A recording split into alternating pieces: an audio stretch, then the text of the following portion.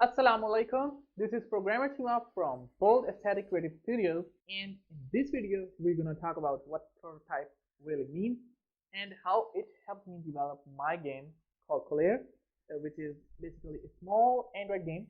Prototype is basically testing out your idea. It means to see whether your idea is really viable and is it really interesting or is it just boring.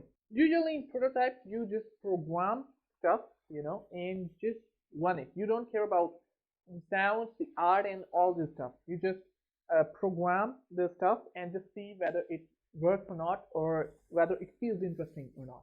So you can say that prototype is something that answers your question whether it works or not, whether it is really something that you need, or maybe it's something you should just skip and try something else. I have made a lot of prototypes, and I usually made them with C++ SDL2 and then share that prototype with my friends.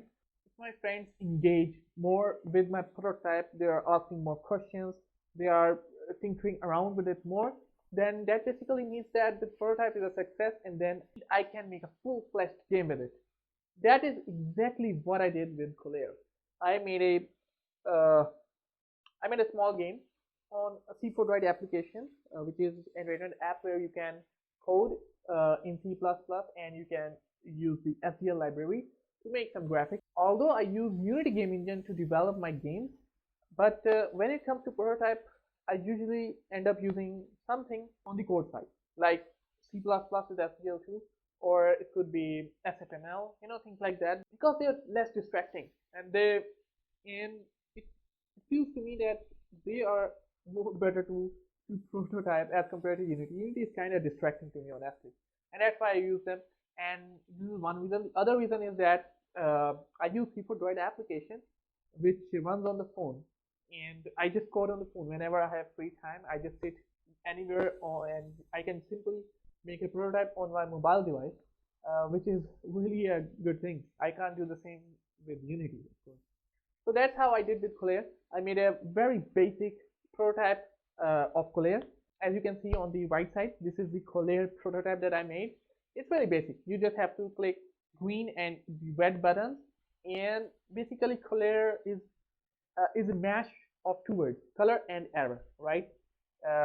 And you can clearly see that if the green is written and it's colored yellow, that means it's red or wrong, and if yellow is written and it's yellow, that means it's right, or you can say green, right?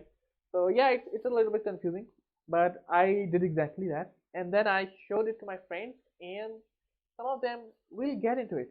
They were making scores and stuff, and I was like, yeah, that's it. And then I made the complete full-fledged Colerr on Unity. That's right, on Unity. You can see the real Colerr that I made here. Yeah, as you can see, there are a lot of similarities. There are three modes now.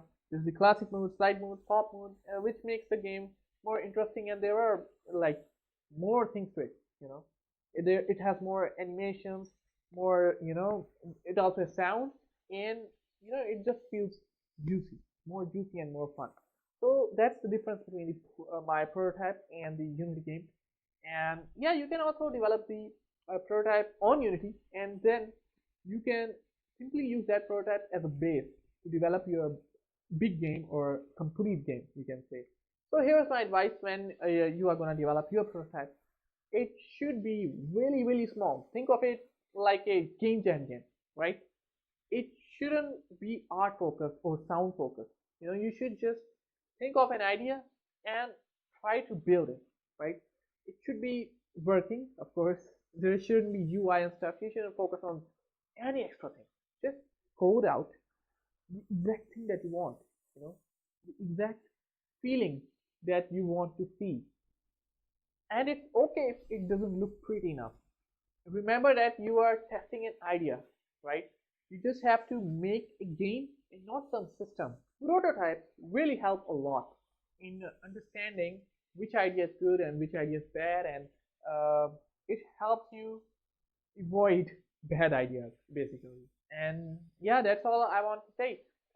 Thanks to my Patreon, Chris Delion, and you can also support me on Patreon, by the way. That's it. I hope you're good. I hope you're fine, and take care of yourself. Allah Hafiz.